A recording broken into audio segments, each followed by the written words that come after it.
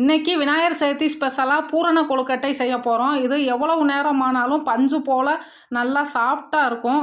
உள்ளேயும் நல்லா மெத்துன்னு இருக்கும். இதை எப்படி செய்யலான்ட்டு பார்க்கலாம். இப்போ கடாயில் 1 கப் மாவு எடுத்து நல்லா வறுத்துக்கிட்டு 1/2 கிளாஸ் வெல்லம் போட்டு 1/4 கிளாஸ் தண்ணி விட்டு நல்லா கரைச்சி எடுத்துக்கிடுவோம்.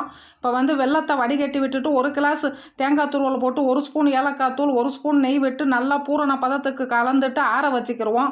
ஆற வச்சுட்டு அப்புறம் ஒரு கடாயில் 2 கிளாஸ் தண்ணி விட்டுக்கிடுவோம். 1/4 ஸ்பூன் உப்பு 1 ஸ்பூன் நல்லெண்ணெய் விட்டு மாவை போட்டு நல்லா கலந்து சப்பாத்தி மாவு பதத்துக்கு பிசைஞ்சு எடுத்துக்கிடுவோம். இப்போ பூரணத்தை ஆறிடுச்சு உருண்டை பிடிச்சிக்கிடுவோம். இப்போ மாவு ரெடி ஆயிடுச்சு. இது கொலக்கட்டை அச்சில் எண்ணெயை தடவிட்டு அப்படியே அச்சில் கொலக்கட்டை வடிவத்தில் இந்த மாதிரி செஞ்சு உள்ளே விரல் வச்சு இது பண்ணிவிட்டு பூரணத்தை வச்சோம்னா கொலக்கட்டை சேப்பு ரெடி ஆயிடுச்சு.